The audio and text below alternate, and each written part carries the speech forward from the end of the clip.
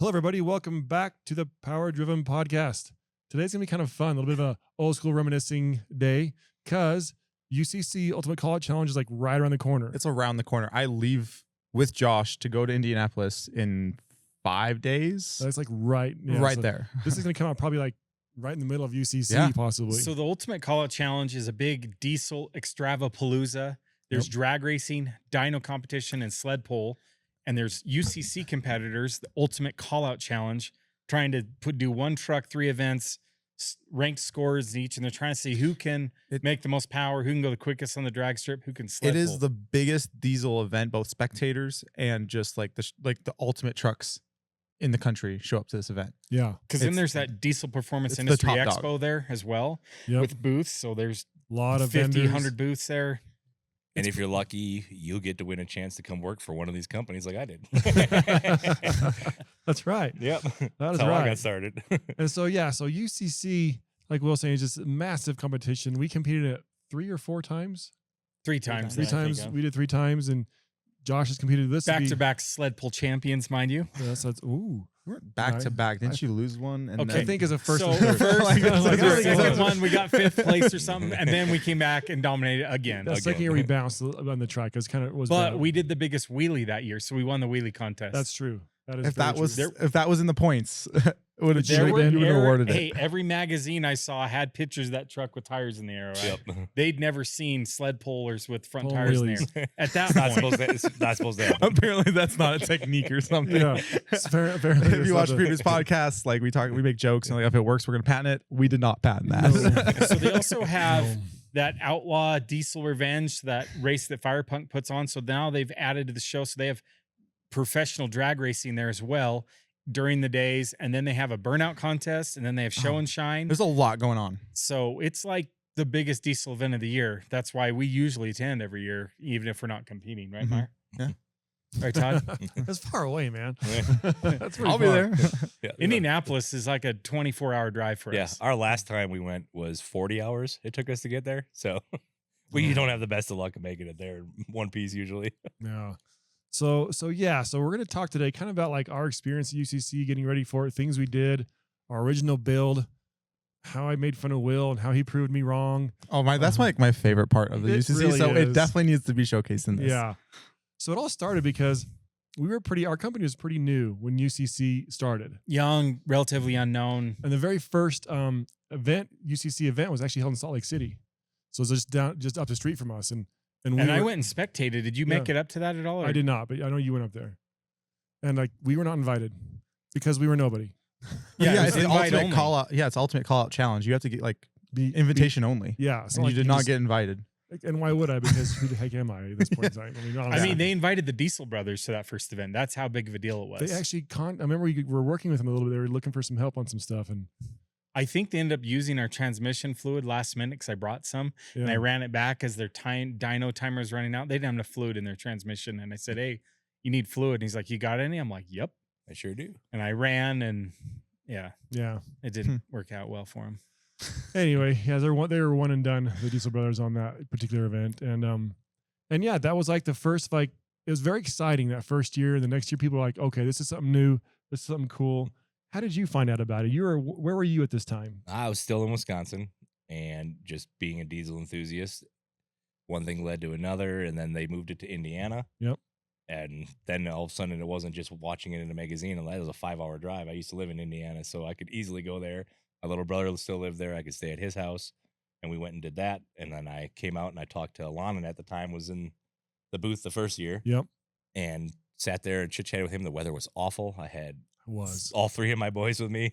2 of them were still in diapers. So we were dad with diapers at event. That's pretty hardcore. Yeah, we were buying PDD medium hoodies because that's the smallest size you had because it wasn't supposed to be that cold and the weather never warmed up. So it was pretty rough. But yeah, one thing led to another, and I was building a Cummins at the time. So I started calling you guys for parts and watching the YouTube. And I mean, you guys made everything exciting about being a 12-valve owner. Did you end up working in the booth the first year and helping? Or was that the second year? That was the second year, yep. I just sat there and talked with Lana forever because nobody was walking around in the pits at that time because it was raining. It was miserable. Yeah.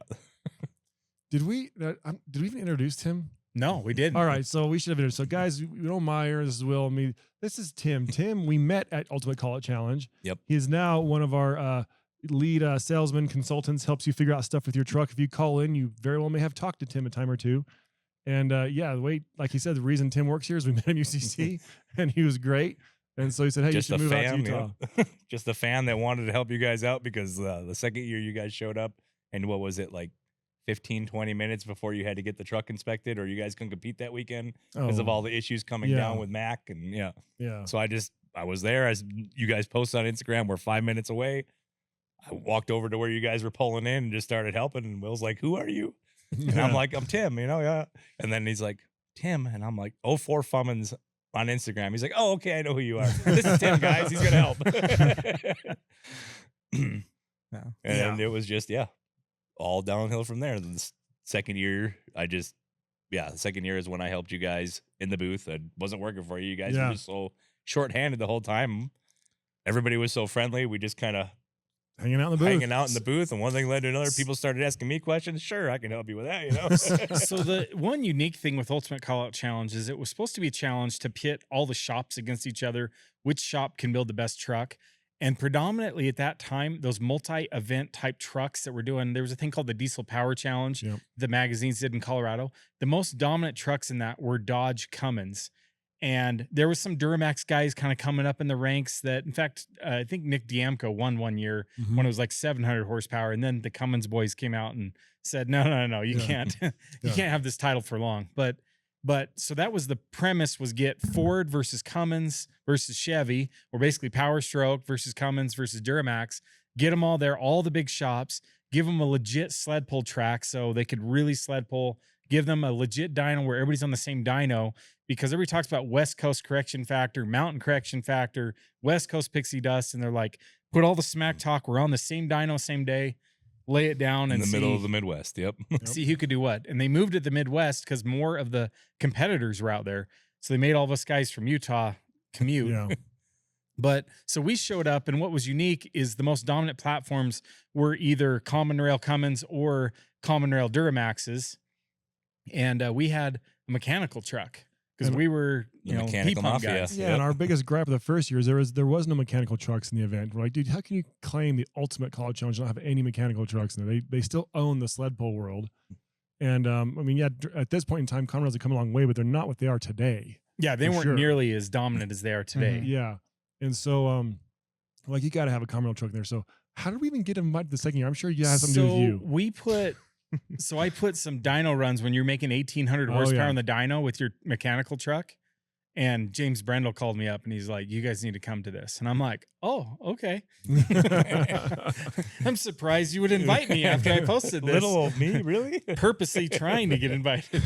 That's what we're doing, like going through the gears and the truck. Yeah, we're shifting gears and it was like rotating tire beats. And well, yeah, that's just it. That truck was so nasty and violent on the dyno. Like watching that from sitting at somebody's computer, you're like, okay, I got to go see this thing in life. Like, this is awesome. Now, tell us about that first combination, though. What was the turbo setup, the fueling? I mean, it wasn't your typical P-pump 12 valve with a single turbo on it. No, this was at this point in time, it was probably my first variation of the triple turbos I'd built. And so it's actually, by today's standards, it's definitely not right, but it worked great because my small turbo was a GT4202. Which is an 83 millimeter turbine with a 76 millimeter compressor. So it's actually quite small for that. The compressor wise, it mathed out just fine, but the turbine's probably a little bit small, but we did have gates. And then I was feeding two of the original GT55, they were 33Rs back then. I think it was 133. Anyway, it was original 106. This is but they only have a 133 back. Yeah, it might have been 144. 141 is what they were. They were 141s. Yeah, and so it was the biggest, they had a GT60, but the GT55 was the biggest one. It's 106 millimeters. This is before they had the GTX thing. This is like a 6-blade splitter wheel, old school. We still have it up on the shelf. So it's pretty cool.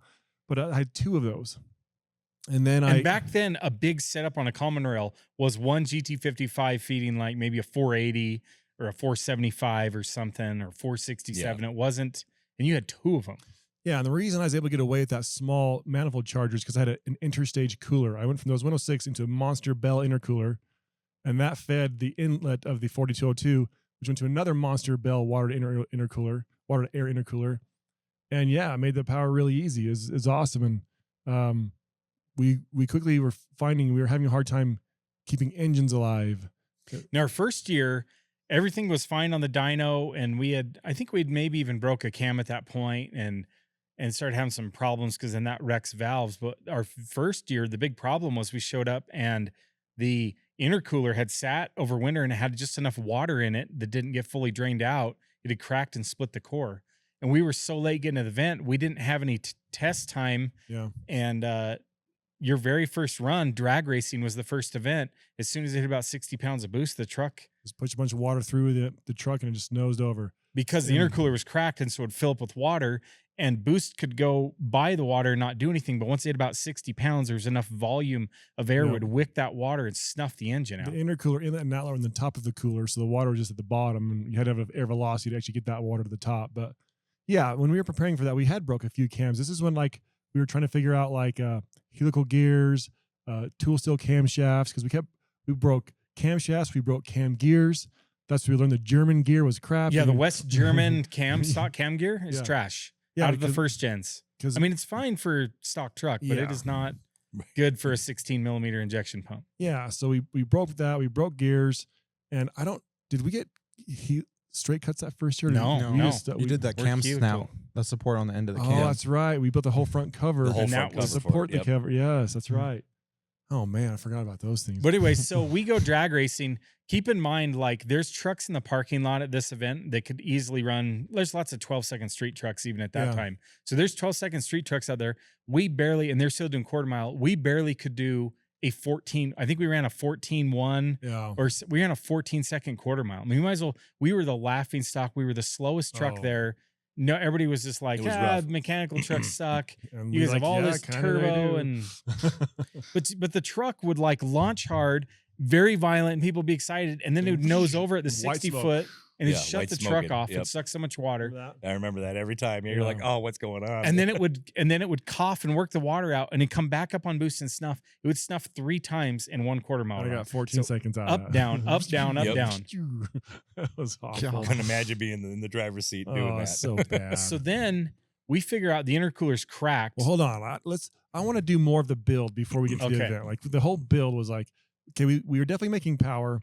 We were having issues, and you went like off into Never Never Land and studied everything sled pulling you could find out. You went and talked to all the different pullers, the hitch companies, all the different like axles. And I mean, I was like, why are you wasting your time? We're going to get smoked. We don't even know how to sled pull. We're going to be, why are you wasting your time on this stupid sled pull stuff? So we consider ourselves a dyno shop and a drag race shop because we both like to drag race.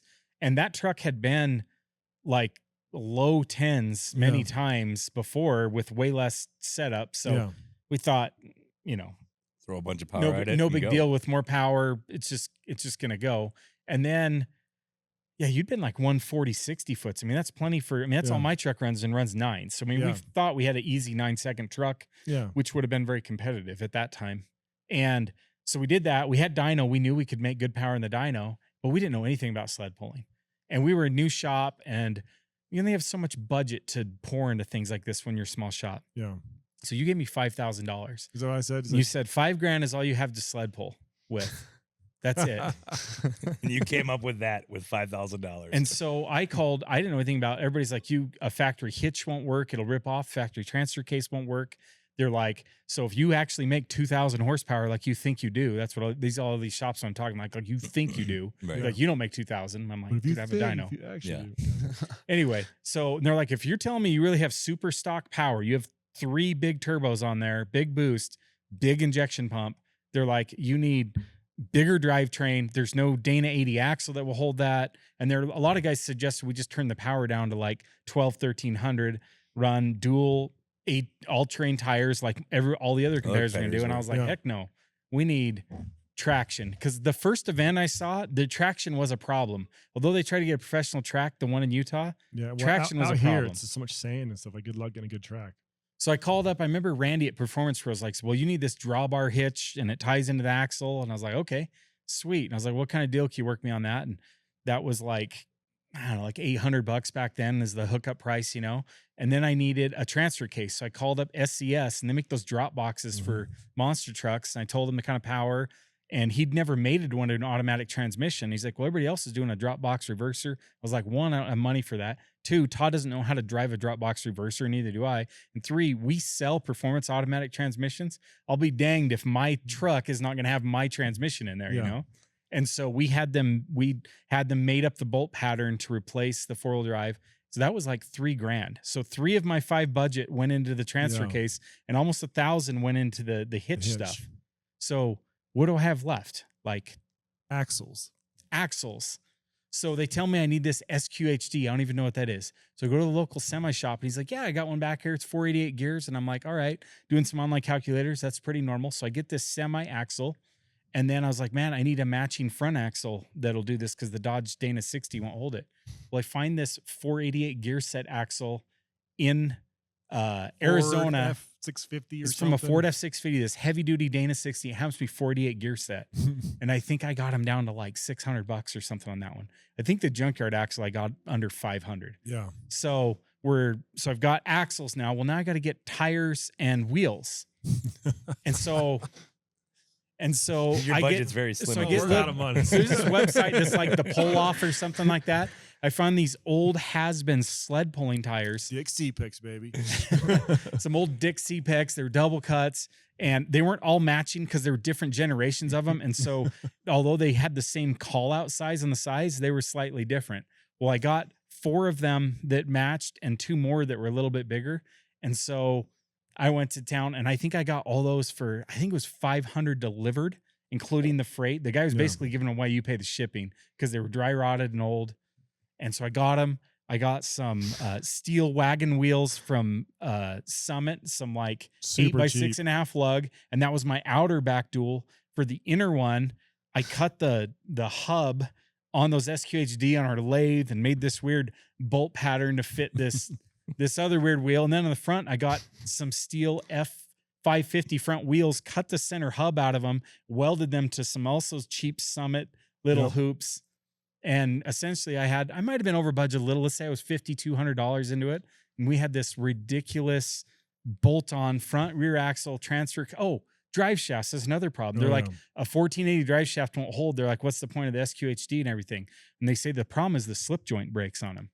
And so I was at my local drive shaft shop, and it's this old guy, and he's like, well, he says those semi slip joints, they won't break. They'll hold it. So he says, let's put the slip joint at the rear axle and just have a 1480 chrome moly yoke, so it's not a slip joint. That's really strong at the T case. So there was like some engineering that went into the drive shafts to be able to hold all that.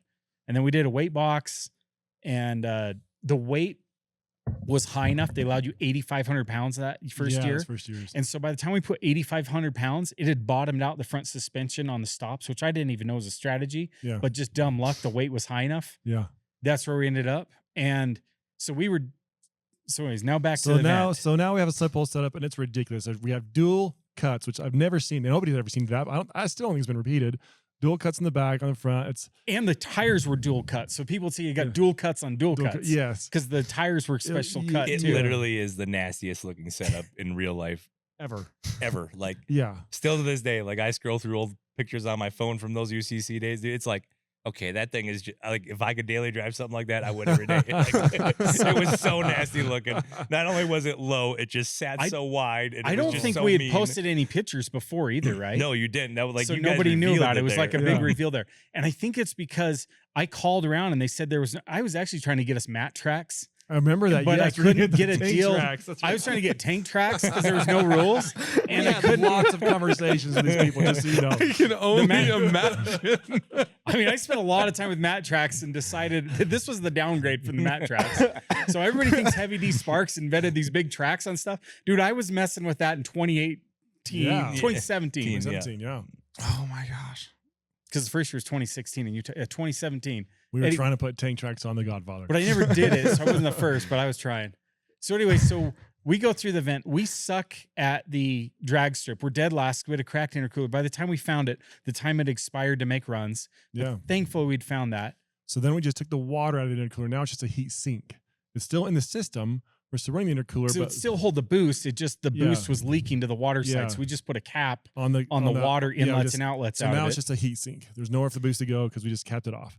And so the drag race was a tragic failure. So now we're on the dyno. Next day's a dyno event, and that was also a tragic failure.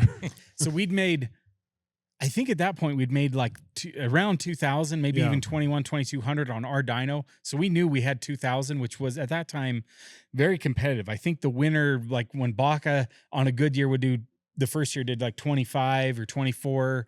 So right there, a little over 2,000 was winning the dyno. You're there. And so we get up there and do our first pull. And this is a lower altitude. We're a fuel only car, so oxygen, denser air to start with makes a big difference because we're multiplying it so much to the turbo system. And so whatever happened here, we had figured out the camshaft issue. So we had a steel camshaft. We had a better gear on there, and it didn't break. But what happened was we slept timing. So we had on a very common timing, adjustable timing gear on the pump at this point in time. I think that was a well, I'm not trying to throw shade, but back then, I don't even think he makes them anymore. I don't think he sells parts. They were all basically the same back then. We were running a Ferrell 16mm pump. This was actually pretty new at that time too.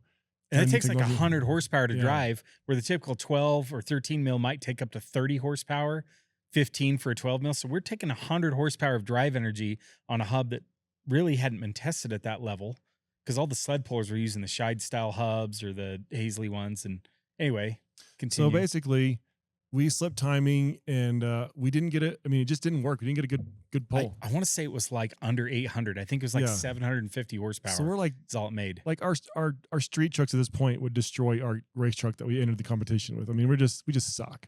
So it was just slipping timing. So no, we weren't dead last at that point because there were a couple people that blew up so bad drag racing. They dropped out. But let's say we'd moved from 26th place to 21st place. Yes, really accomplishing something here. And so we figured that out. And that's one of the reasons we actually have our timing gear now. That is the reason we invented our timing gear, because we found out, well, the taper on the hub to the pump was wrong. And most of them are. So we fixed that, and the bolts were too small. So basically, I put it in a way the next day where it really couldn't slip on the bolts. I kind of you bottomed it out. There's nowhere for the bolts to go. So that was the sled pull. Like, all right, that's fine. So we figured that out. We also had the intercooler was out. So the night before the sled pull, the sled pull is the next day. It's a 3-day event. You have 1 day drag racing, 1 day dyno, 1 day sled pull.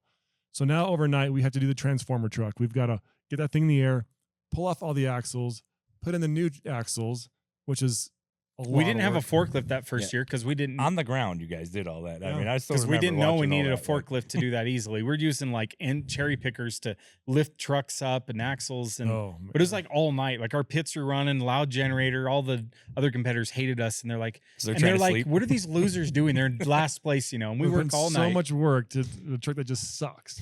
We work all night, and we finally get this big transformation, and this truck is wide. Looks like a monster truck. And it's almost like people have another reason to laugh. And it's like, oh, you morons. They're like, you don't have enough power to turn that. It's going to bounce. There's no way that will ever work. Like, I mean, there's so many people.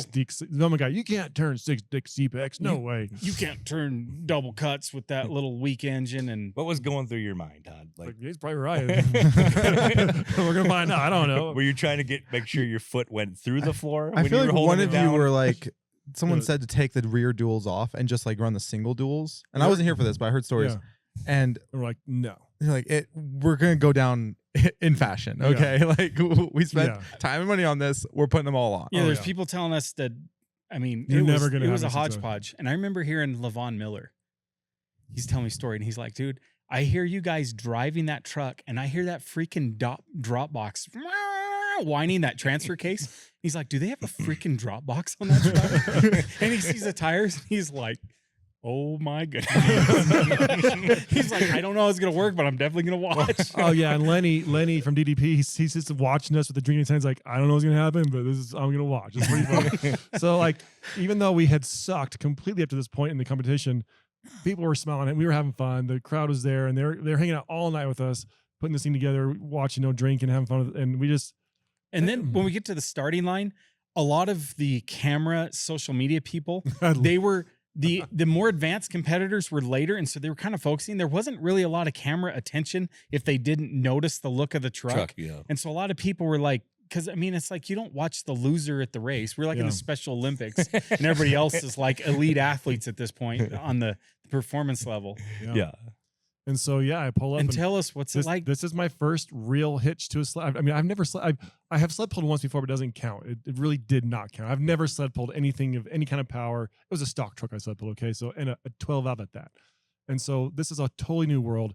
And they hook up the hitch and they pull you forward and you pull forward and you stop like you're tied to a building. Like, I mean, just boom, you just stop. It stops you. You don't have to hit your brakes. You're going to stop. Like, oh dear. And I'm like, I have no idea this is work. So we have our transmission, we have our drop box so that we have what we think is the right gear ratio, which you research that as well to figure out, I think here's a tire speed we're going to need. And so like, okay. I remember we turned the pump down. We didn't go max. I think we turned down to like 760 cc's because we thought that maybe the engine would break or something because there was supposed to be maybe 2 attempts to pull. Right. And so I think we turned it down a little bit, but at this point we'd only made 700 horse in the vent. So 760 cc's is wild. Yeah. Still. There's been a few people who have gone by now. Like we're not the first people to pull. I think Wagler, his 2-wheel drive truck had already gone. Remember that? That's kind of his supercharged 2-wheel drive truck. That might have been, I thought you drew an early pull. It might have been early, but I wasn't the first. But they might have had like something to set the track or something, but I can't remember. Yeah. So we get it. We get it set up, and he's green flag means go. I'm like, okay, here we go. And so I have it set up kind of like drag racing to where it's in first gear. When I hit second gear, the lock is automatic. So I go first gear, second gear locked, third gear. And so I kind of start rolling out slow. Just, okay, we're rolling. And I let the boost build. Once the boost builds, then I just smash it. And then second and third happen instantly. Like second, third. I mean, just that quick. Boom, boom. I'm in third gear. And all of a sudden, we are freaking ripping. Like they didn't have a speedometer on the sled, but if they did, like a normal fast sled pulls like 24 miles an hour. I'll bet you were going all of 30 on that pole. You were ripping. We were ripping. All 6 Dick C-Picks were spinning. They were throwing dirt far. Like we were flat out like just chugging dirt. And I'm like, oh, this is awesome. And you feel the power. And I'm like, there's the first time I really had fun in that truck because everything had been a failure up to this point. And it just went and went. And I kind of knew like where other trucks had gone. And I passed that like full speed, like no problem. Just and ripping. A full pull's normally 300 feet. And I believe that year, you either ended up at 326 or 331. Yeah. Those were 2 numbers I remember. So you're basically like well into the high 320s, 330 feet. And I mean, you're putting like truck lengths on the competitors. Oh, it wasn't even close. Like, sled pulls are won by inches. Yeah, no, this is multiple feet. I'd like to look it up. Maybe you should look it up. Can you look it up fast? I am curious if we can get like the different things because we did win that handily, and we didn't even have to do our second pull. We did our second pull. But again, being morons we locked in one front hub and not the other. So as soon as I get a throttle, it just went, it steered over one way. So yeah, because that Ford axle had locking hubs still. And it had, Lincoln locked. I'd welded the diffs up. That's how we had locked it up. But the second pull wasn't good. I was excited to do something again because it was so fun and it worked so great. And once I was done at the pole, drove off the track. I was like, wow, here we go. This is awesome. And so, that year we won the sled pull and we just were terrible everywhere else. But I could tell you from a spectator side of things, when you guys did that sled pull, like everything changed. Yeah. Like people that were like, oh my God, were like, oh my God. Like, like I still have it on the video. Like you said, you picked up so quick. Like my camera was still down here. And then all of a sudden you were like a jet took off down that track and all my cameras trying to catch the rest of it. And, everybody's like, oh my God, did you just see that? It was, and that really saved us. I mean, if we had failed in the sled pull the same way we failed everywhere else, it'd been like, dude, they wouldn't have invited us back. No, like you guys are, this is way over your head, guys. Like, and like, it was just a series of unfortunate events, which happens a lot of these big type things. Like, so we built this thing till 3 a.m. for 4 weeks. I mean, it wasn't the ideal circumstances to build a truck, but it's the time we had. Cause like at this point we're a fledgling business. We can't like spend our days. Like we got to run the company. And then at night we're building race trucks and we're shipping orders out and developing products. And you guys, both of you were still answering telephones. Yep. Like then I was the ones answering still phones. Packing orders. Yeah. Still packing orders. I was building AFC Lives. And I mean, we were doing it all back then. And so, it was very difficult, but we did realize like the opportunity to be in front of a lot of people was good. Mario got a number over there? I'm working. They don't have it sorted that way. Oh, it's okay. If it's hard, it's okay. Who was second? Do you know? Oh, I wish I remember. It was either Derek Rose. I want to say or Derek Rose. Armor yeah. Inc. I think Derek and Armor were both there. I think Armor pulled 312 on my memory, Okay. but someone else was at 308 feet, and nobody else was in the 300s.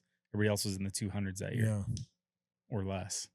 But I mean, a lot of these common rail guys, yeah, they could maybe smack 2,000 on the dyno with nitrous. They were not using their nitrous, a lot of them on the track, because their engine wouldn't take it. They'd blow up. Your 2017 drag time was a 15 second. 15 seconds. So proud. You made 754 horsepower. And you were on Honda pulled territory there. 321 feet. 321. Not 326, 321. Yeah, those first two numbers don't jive with the third one. Yeah. No. So What was the second place competitors? poll? I'm having to go through each competitor Oh. individually. I think Armor got second or third on the poll that year. But regardless, that saved us. That moved us up enough. Derek Where did- Rose pulled 312 feet. And So then he- Wade Minter, 311, 312, Donovan Harris. So yeah, 312, and you guys did a 321. Yeah. So you beat him by like 9 feet. Yeah. half a truck length. Which is a lot when sled pulls are. When And Just Donovan is a puller too. Yeah. He had a legit pull set up. Yeah. People who actually knew what they were doing. Gosh, that's wild. Yeah. And we weren't turned up to full power. I'm Yeah, that sure was- we'd have went further. That was a Yeah. That 760 was. Yeah. Because it was. cc's. We were turning That that was way a- down. that pump did 1400 on Right. full cheat. That was just a little over half fuel, which Yeah. it doesn't lose half the power pulling Right. half the fuel, but I'll bet it lost at least 600-700 horsepower of what it had. Oh you know? yeah, for sure. But anyways, that's what got us back. What did we end up finishing? Like 12th or 17th. 17th? But we got on the podium, and we got to give For a the- speech for our sled pull win. Yep. We got a fat check. Like, I mean, fat like physically was one of those big ones, like from Happy Gilmore. You know, think it was like I'm just $5,000 or okay. I'm not trying to like $6,000. throw shade at anyone, but I'm just like looking through this for the first time ever. You placed 17th. Jeremy Wagler placed 16th. Chase Fleece placed 15th, and Randy Reyes placed 14th. Just We're all the together. loser Olympics over here.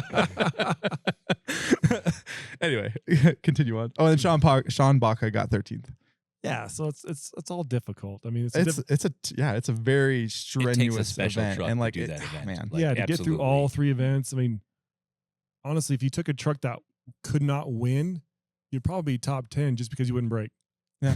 You're not going to win the thing, but you may be top 10 if you have a good running truck. We get a lot of people ask us, why don't we just go show? And I'm like, if you're a shop and you're showing up to UCC, you're not excited to go to an event like that unless you think you have a chance to win, which means by that, you're going to build something radical more than you normally would do. And if you aren't prepared and don't have time to win the race in the shop beforehand, Yeah. or you haven't prepared the time or whatever you want to say it, taking the time to do that, there's no point in showing up. We can show up with your 1,500 horse street truck and make 1,500 the dyno and run a low 10-second quarter mile. Yep. And it probably would sled pull with mud tires, 280 feet. Yep. And it would probably place top 8, Yeah. top 10 every year. Not But- break, no drama, but at the end of the day, that's not exciting. exciting to go drive 24 hours to do It's that. not power driven. Come on now. No. Like Yeah.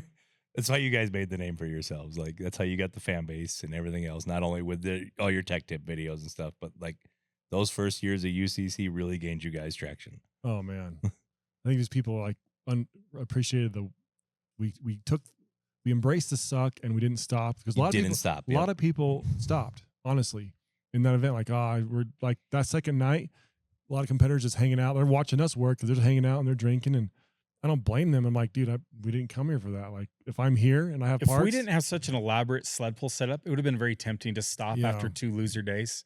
Not lying. I mean, I Yeah. don't know. We didn't have much quit in us back then. Like now I have a little more quit in me as I get older, but we had such an elaborate sled pull setup. We all were like, we got to see what this oh does. yeah, we got to know. And we figured out where the power was and all of our problems. We're like, the engine is Yeah. going to be solid, we believed. So Yeah, the next year at UCC, we went back and we had fixed a lot of problems. But one of the things that changed, the scores for the next year. If you can one of the find things they it. I got changed was you. they changed the amount of weight. Yeah, they dropped the sled pull down to 8,000 max instead of 8,500. And so because our truck was fairly heavy, the intercooler, we basically pulled 500 pounds off the nose. Yeah.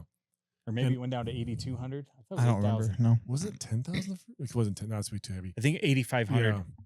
Whatever it It was. was going to be 10. And the more questions I asked, the more rules they started putting in. And I'm like, I could quit asking rules when I was trying to figure out how to cheat the sled pull. Yes. Not cheat it, work within the limits to do the maximum performance. Yes. And so so that changed. So the next year in drag racing, all of it's a blur, honestly, that second year.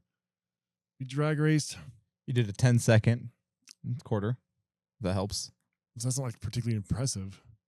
That might have been the one. What was the speed on that?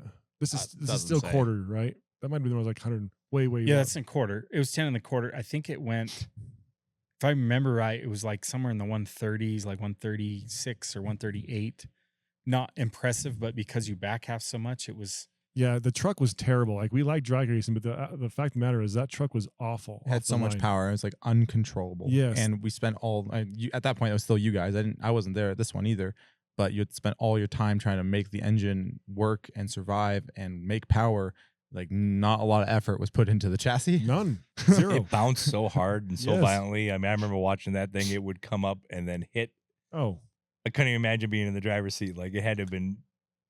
Yeah, it was seriously like some of the GoPro videos of the drag racings. Like, are you running a desert course or are you on a drag strip? I'm not sure because you're bouncing around so dang much in the truck. But you'd feather it and you'd stay in it. And like Will said, you'd back half like crazy. Yeah, So well- the second year you ran 10, and I think that's the year Levon ran 8, right? Yeah, he ran a 7. Or got in the 8. 7s. High sevens. High 7, 7s. 8, So, I 8. mean, blown way out. And then on the dyno, we did mid 1800 horse. And I can't remember what issue we had. I think did it slip timing? Oh, did it hurt the head, wasn't it? Or was that the third year? maybe it didn't have compression. We had to restart it. I don't know what happened on the dyno. 1800 was okay, but it wasn't what we were expecting. Wasn't what There we were was thinking. something. Yeah, it wasn't that great. I What don't it remember was.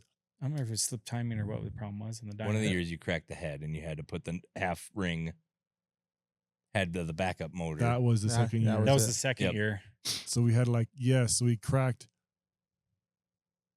Yeah, you We cracked had a the 5.9 block for the drag race in that one. Remember we split down the Oh, center? that's where we went 10. Yeah, the block failed. That's why we Yeah. stopped at 10. Yeah. So we split that 5.9 lengthwise. Yeah. That's what it was. And so then to get ready for the dyno, we stayed up all night.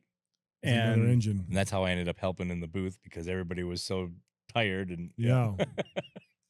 Yeah, that was the year that we had the new motor in and it wasn't firing correctly. We had a full firing and only half of the groove was cut in the block and none in the head because we had a new head. This head was a stock non-ported head, if I remember right. We're just going to jam it full of boost and see what happens. And so we just had 14 mil hardware and we just cranked it down and said, I hope it seals. We're just in the middle of the night in the trailer. And oh man, that night sucked. We were so late. yeah, and then we sent Barron to bed early so he could finish putting the engine in the Yep. truck at Next morning. 6 a.m. when he while we're woke up. And I sleeping. stayed up all night till 6 and that's slept when I had until to change over all those plumbing fittings. That was the third year. The third year? Yeah, this is the second year still. That was the next year. Okay. So So anyways, we had a block, but we'd hurt all the valves because we broke a cam again right before this event. And anyway, long story short, we had a sleeved solid filled 5.9 block. We drag raced with that split. Remember, all the yes. side of the coolant jacket was hanging up. I mean, you split it lengthwise bad. And it was only at 10 seconds. I think it mathed only like 1,200 horsepower average for the Yeah. trap speed. But apparently it's 16 because we were slowly going up. Adding power slowly, yeah. Because we were nervous. So I remember you ran like a 1030 pass, then we added more, expecting to go like mid 9s on the third run, Yeah. and it did not. didn't gain what it should have. And we quickly found the block was a pretty good split. And so that honestly that year was not super awesome because we went to sled pull track and we're kind of like, oh, we're the returning champs, we're gonna do awesome. And we didn't realize because we don't know anything about sled pulling that with that weight gone, we're no longer on the bump stops. We now have So now the suspension front trouble. end's suspended. Now the front end's bouncing down the track. So the whole track, I'm like, just bouncing. Now at this point, they give you 2 passes. And so I was like, oh man, this is not awesome. I didn't know what to do. And probably some sled puller came over the trailers between. He said, dude, you just gotta, when it starts bouncing, you just gotta get in it, man. I'm worried. He's like, oh, you can't get in because your brake stuff starts bouncing. It's like, when in doubt, throttle out. I'm like, okay. And so your first pull was kind of a joke. The second Yeah. one, The second one bounced it got again. bouncing. But then I got into it after that, and then it kind of calmed down. But by this, I didn't have the speed built up in the first half of the track because I was bouncing. So by the time I actually got the power applied, the pan was already dragging pretty hard. The weight was forward, And so I think we're like third place. What did we get that year? I want to say it was 5th on that year On the in that sled sled pole? pole. You did 7th. 7th. You pulled 290 feet. Yeah, it just was not. But it wasn't really under full power till 250 feet, and then by then you didn't have time to build up momentum. But the weight was lower, and that's the year it caught on fire because it blew that firing out of the back because it failed right at the end. Remember that rear firing blew out. Yes, so it wasn't sealed all the and way. also So I you think lost that the was at cylinder. the same time we pumped the plungers out of No, that was that's the third third year. So we went 4 years. We've gone 4 times. Yeah. Yep. Correct. Okay. So You sled so- pull 3 times. Yeah, You've sled gone pull 3 4 times, gone 4 times. So year 4 something happened. So yeah, year 3, years 2 was really just like wasn't like. But we ended up 8th place that year. So then, yes, that's correct. So then we got overall, because we did decent drag racing, not great, but decent. We did okay. 1800 on the dyno Yeah. was okay. And then the sled pole, Was 8th place is mid pack, Yeah. 7th. 7th Same place.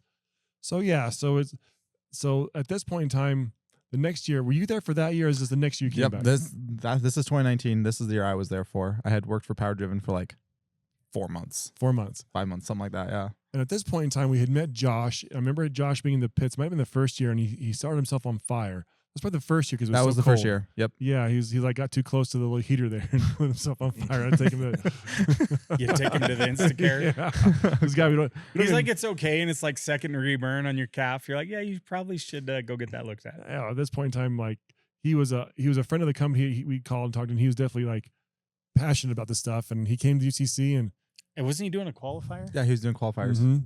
Was that in that red truck of mine, the Yep. Uncle Rico? Oh my gosh. Yeah. The poverty 12 valve. And so, yeah, he was very helpful. And anyway, so the next year is COVID year. That was a real pain. So 2019. Was right. So that was before. So the next year, the third year was 2019, Yeah. and COVID was was after it. It was after the next. Yes, yeah. Mhm. Next one. Sorry, my bad. I'm a year later. So third year we show up. We've got a lot more stuff sorted out. We've got the straight You cut and gears. Josh worked on the truck. Or was it No. the fourth So we year? hadn't had the straight cut gears yet. I don't think, because we were still fighting that pilot cam bearing thing, and then we were having issues with it. And ultimately, we got a cam from Eric at No Limit that was like this tool steel, the most bad A Yeah, the cam. S7 Oh. cam. so it And didn't break. he's like, yeah, this will be the crap. And it didn't break. Like, Nope. gotta give him credit. But I don't know how much you want to do the lead up. I mean, I remember pretty vividly because this is my only year at, like, really. Absolutely. So, yeah, we went through, and the truck had blown up at Arizona, so we had to like go through and replumb everything, rewire everything. Like when it blew up at the drag race, you came Is that like when the it went big blow pigeon up? toed and knocked the? Mhm. Yeah, the Okay, big yeah. blow up. It looks like it hit the wall. Yeah. in Salt Lake. Oh, sorry, not Arizona, Salt Lake. Yeah. Yes. The big blow up. And Yeah. so Split the the hood block. Yeah. hood was bent, so we had to get a front clip for it. All the plumbing was ripped out, so we had Yeah. to replumb everything, remount tanks, rewire everything.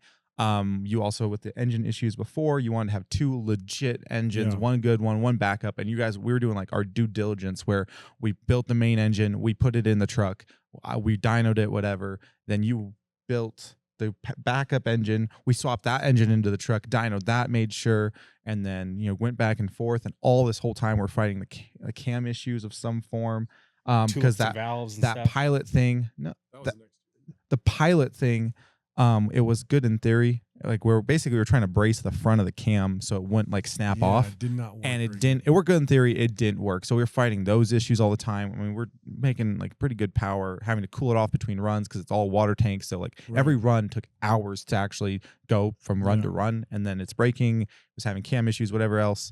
We're swapping engines back and forth, doing hot retorques. Like it was just a lot of time going into these engines. We'd figured out the dump valve at that point. Mhm. I remember we're burning up torque converters, Yeah. dragging them with your high stall. Yeah. So we got dump valves that were getting We working. were plumbing that in. Yep, I remember having to do all that. I'm trying to think what else. We were trying to do some oil cooling and water cooling, Yeah. going through the head, keeping the head cool. I'm trying to think what else. I mean, you had to rebuild all the compounds or the triples, I guess. So Yeah. all new hot pipe, all Yeah, you gotta new make that whole piping. hot pipe, mounting all the piece of intercoolers. schedule something or whatever it was. Yeah, there's just a And that's lot. where they had gone down to 8th mile racing, I Mhm. assume. Yep, Yeah. it is. So what did we run that year, 8th mile? I was too busy talking. I think we got like 100 miles an hour in the 8th mile that year. And again, it was all it was in the sixes though. Third All back half stuff. It's low 6. He has all back half because the front was terrible. I'm looking it up. But yeah, so that was the thrash getting there. Let's see what he ran. I think it was a low 6. It was like right at Like a 6. Oh no, it was 6:55 actually. Maybe the low 6 didn't count because it was a qualifying or something. Not qualifying, but like oh, that was the first year. It was a heads up. Oh. Right. You raced that Oh, and you qualified poorly, and so you because raced we didn't get a run where you're qualifying. Right. And so your only run that counted was racing Rudy's in his truck, who was the number 1 Very qualifier. fast, yeah. Yeah. Because they had a bracket set up to try to get extra points there. Yeah. Yep. It was kind of funny though, because the next day on the dyno, so Rudy's was the fastest truck of this really light truck. I think on the dyno, his power stroke only made like 1,600 on spray or 1,500. Might even been lower. Might have been like 1,200. It was like laughable how low a power. And here we are. Which really just kind of go to like drag racing setup really isn't all about power. It's about chassis. His chassis was good. His setup was good. I think it was I believe we fast. made 21.75 or something on the dyno that year. Didn't we make 21.22? I was like scrolling down. I forgot you placed 3rd place. 21:36. And so the problem, I don't remember what the problems with the drag racing side. I think we were just bouncing all over the place, just like suspension issues, just a lot. I don't remember having any other real big issues that. Then we went to the dyno, and we thought we spun on the tire, which we might have a little bit, but again, timing slipped back. And so Yeah. it went down to like the 20 degrees. And so it didn't make, it made 21:36. So not terrible. Yeah. But I mean, So definitely probably had, at this point when I'm like, all right, we're getting our own gear. Like, I'm not sure when we made our own gear. well, at but I that know point, as a yeah, we were result, like, maybe in development. yeah, at that point we had, more development abilities, Yeah. and we're like, okay, do this. Yeah, like, fix this problem. Yeah. That's what we did. But it's probably before that. So yeah, so dyno was decent, and then And I think we went into that final in 8th place into the sled pole. And I remember thinking like, man, we're not doing great at all. I mean, I was here for 4 months, so to me, I was like, oh, power driven, we're gonna go and we're gonna do well. And you guys are like, dude, this is the best we've ever been. ever We're been. You're like, this is our year. We're we like, got the it." sled pole's in the bag. Don't worry about it. Yeah. And you guys had a forklift. The first year Yep. you got to swap it That over. was nice. Very nice. yeah. So axle swap went well. And at this point, was Josh was working for us as well at this point? Josh was working for us. Yeah. And he kind of has a background in sled pulling, way more than us. He'd actually pulled a fair amount. So he kind of knew like the reason you guys sucked last year is because you're bouncing. We need to get some limiting straps Yeah. and strap you down. Like, oh, that's a good idea. Thanks, Josh. Yeah. So- Yep. And all the homework you did, you missed that one. Good job, dude. Like the basic principles of sled Not pulling. everybody can bat 100 all the time. You got to have a few misses. Yeah, so we were welding up support mounts, whatever, on Jameson the frame. was doing that. And it was funny because like our TIG welder, we brought a TIG welder, super prepared. It broke, and so we had someone we had the pedal apart. We were trying to like touch 2 wires Yeah. together to get it to weld. And he's like, "Okay, go. Okay, stop. Okay, go." It's just like, this is UCC at its finest. It's just how it is. Yeah. And, Oh, that's great. But you guys, welded, modified that, got the sled stops in there. Mhm. And then the pump was acting weird. You thought the governor might be hanging. Yes. And the reason we'd blown that block up in Salt Lake is the governor had hung in that pump. And so to be safe, Farrell had brought a backup pump for us that we put in. Mhm. However, it didn't have the mods It was like a on the rush delivery job. valve. Yeah, just a backup emergency pump. And so essentially delivery valves, if they slam open too hard, they can actually seal off the fuel line because the spring on the top of the delivery valve goes hard. Mhm. And so you have to mill a slot in there. Well, the backup pump didn't have that mod. So at high RPM, all that 16 mil pump goes, it kind of slams into the delivery valve and shuts off, and it makes too much pressure in there. So And so that's the pump we put on there. the story's better than that. So the whole time leading up to the event, the sled pull, Will's over in the ears of the organizers talking about, we're Oh going my to pull gosh. this truck and we're going to do laps. Okay, we're going out the back He's door. like, I'm yeah, pulling because it's around on a the circle track. So he's like, I'm gonna take it all the way around, and if I get to the beginning, I'm gonna do it again. Yeah, like he just talking. I'm like, Will. He's like, oh, dude, you guys. Because they had the point system laid Yeah. out. And if we went 400 feet or 410 feet, we were the winner. You Yeah. were the winner. Yep. So I was like, Over- we're going to do it, man. And so the organizers got like so freaked out about it, they decided to add a crap ton of weight to the sled. I don't remember how much it was, but it was like it was a lot. Yeah. So all of a sudden, this is the heaviest Probably sled. another 500 pounds in the pan. I mean, Yeah. a lot. They just jacked it up high. And so I think that and I'm not trying to call it John Sherrato, but he thought he could sled pull because he pulled in the qualifier, and he's like, "Oh, dude, we pulled with just single axe. We pulled like 280 feet. We're awesome." And I'm like, "That wasn't the same sled." And he's like, "Oh yeah, it was." And I'm like, "John, I'll tell you right now, that was not the same sled." You ask any puller to put 500 pounds in the pan, That'll do it. big difference. Yeah. And So Will was just like hyping up the whole thing. Had him convinced that he was taking it around. They added the weight, and then because there were single rear wheel trucks going almost 300 feet. We're talking with 4 tiny all-terrain tires on the ground, and I'm like, that sled is not going to stop that truck. I'm sorry. Yeah, because the qualifiers went first. Yeah, and so anyway, that we had a draw. I believe I was the first one to go. Like you draw your running order, and I was the first one to go. And I like, oh man, that sucks. But it turns out that's actually a good thing because you have a fresh track that's not been chewed up by other competitors. So I didn't even know it was an advantage. Like, oh, good, great. And at this point, other competitors are starting to bring cut tires. Like Baca had cuts, and Dirty Hooker had cut tires. Various combinations of what he wanted to do. It's not like we were the only, I think Brian Shue might have been on cuts by then too. And so I get the first crack at the track, and I mean, I've, we got the limiting straps, we got it put in pretty good, but now the sled's heavy. So again, you hook up that chain, you pull forward, and the building behind you that you're chained to stops you instantly. It's like, I can't even describe it better than that. You're strapped to the freaking Titanic. You're just not moving. I mean, and I now remember Will also going up and they making the guys move the dozers at the end of the track. Oh yeah, that was the best. That's that when was you the guys best invited part. me into the He's pits like, for we the will first not, time. we will not start our sled pull until all the tractors at the end of the Are done, yeah. are gone. And they're like, there's no way. And Will's like, I'm dead serious. He will not move that truck until you move So, all like, the tractors that's- at the end. So I remember standing back there at the end, and they're backing all these tractors up. Like all the media people out of the way. Oh my gosh, I forgot about that. I was like, this is gonna be awesome. He's gonna I just wanted pull right a through chance this to thing. win. If we could win this thing, I was going to freaking win it. You know what I mean? Oh my gosh, that's awesome. but And I think that's when they decided to add the extra weight. yeah, like, all right, let's put some more weight in. And so then I go and I do the same thing as that first year, first, second, third. It happens quick. It rolls out. There's no bounce because with limiting steps, and it's going really well. Power's awesome, and I'm just freaking ripping, man. I'm like, oh, this is like that first year, just flying. And everything was going good until the thing started on fire.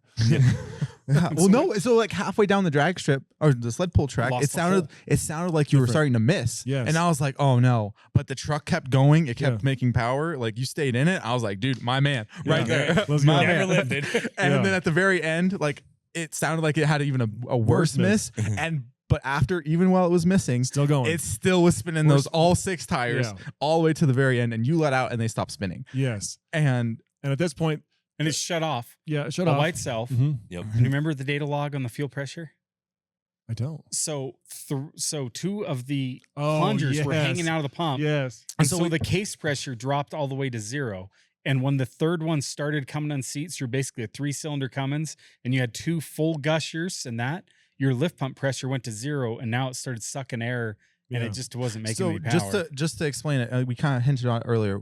The DV, it's like basically a glorified check valve, and when that ball in the check valve, the DVC, is able to like get flung up so hard, the spring goes into coil bind, and there's no way for the fuel to make its way through the spring out the center of the hole, and so it ended up just like plugging the line. Hydrolocking it. And so what happened is halfway down the track, it hydrolocks so hard, it like you take the DV holder out, you unscrew it with your special socket, that just pulled the splines out, pulled the threads out of the Pushed it pump. right out of the pump. And so that's one cylinder gone. And then right before the end, it pushed a second one out. Yeah. And then right there at the end, it was starting There's to fail a third one that Halfway was gone. pulled up on threads, but all the So way. we it ultimately were ripped the spinning thread. 6 Dick CPEX with On a 4BT. 4-banger. That's right. It That's was- right. 3.5 BT, because that one was like half. You get enough But turbo. the fuel pressure went all the way down. Yeah. Like you saw in the data log, it dropped to like 60 when that first, I think it was around 100. And then Oh, it dropped to gosh. like 60 or 55 when that first holder went out. Cause you could see it around, 3 or 4 seconds into the log or whatever. And then it eventually dropped to 0 lift pump fuel pressure. Yeah. So, and I want to like go over some numbers as well. So in the first year, you won with 321. Mhm. Second place, there's a couple people in like the 310s, 312s. Second year, you did 290, but Levon, I think, did like a 320 something. But there's a couple people in the 310s, Yeah. 312s, whatever. Third year, because your boy here decided to get them to add extra weight, Mhm. Derek Rose won the competition, pulling 263 feet. Then Sean Baca solid sled puller, 287 feet. with cut tires and his big, he's spraying nitrous to his big power setup. Donovan Harris pulled 228 feet. Wade Minter, 240 feet. Tony Burkhart did 308 feet. So that's pretty solid. And that's the legit sled puller with like rail tires, Dick real six packs, like solid setup. But everyone's like 237, 273, 144, 215, 250, 259, 245, 252. There's like the weight came in at like 250 feet and not like everybody. So many people blew up. There was so much fire that year. Yeah, right tons there of engine halfway failures. through because it would the Kuwait would come in and then it would just bog their engine, and it was whether if they tried to stay in it and make a lot of torque, or they try to downshift or something. I forget what. Yeah, because they would get up in too high of a gear Mhm. because it would let them go, and there was so much weight in the pan that it, like when it dropped, it just stopped. And then so all those numbers, and then your boy over here, Todd, placing third place, did 326 feet with plungers hanging out the front. I mean, that weight was. I mean, with our truck and the weight set up, like the heavier it was, the better advantage we had. Yeah, we didn't know that. And so good job, Will. Again, on accident, move those tractors, add some weight, boys. It was great, and that was awesome because you pulled pretty quick or pretty soon in the run order. And so I mean, we were thrashing. I mean, this has been months of thrashing at the shop. It has been thrashing in the pits. Yeah. And we're all of us were able to just sit trackside and just watch. Like what's funny too is Tony Burkhart got a test pull to set the sled for the qualifiers with his legit like 2.8 or 3.0 truck, and I think he pulled like really close to us, 326 or 328 or something. And he was like, see, a UCC truck is no better than a 3.0 smoothbore, which isn't a super stock. And I'm like, guys, that's the lighter pan that the UCC qualifiers also pulled 300 feet with. Yeah. That Tony Burkhart's truck would not have pulled 328 feet with that heavier pan. And then his UCC truck pulled 308. Which is Now he did have a dual CP3 pump belt come off Mm, around, I would say around 300 feet to 295. So he did lose a little power at the end like we did, where our first barrel, I studied this a little bit. Yeah. Around 280 feet is when our first barrel popped out when you hear the engine change missing. tone because it missed. And then I think the second one popped out around 300 feet. And then it still had enough momentum to. Yeah, and it went. The tires were spinning, but when I let off, it was done. Yeah, and we were the first pull, and I believe like people thought like they changed the sled or something after us because it was so. When we're 70 feet in front of the competition, like this is not. right. Yeah. I mean, you were. Yeah, they're like cheaters. We're like, what did we do? Yeah. You're like 70 feet in front of the competition until Tony Burkhart.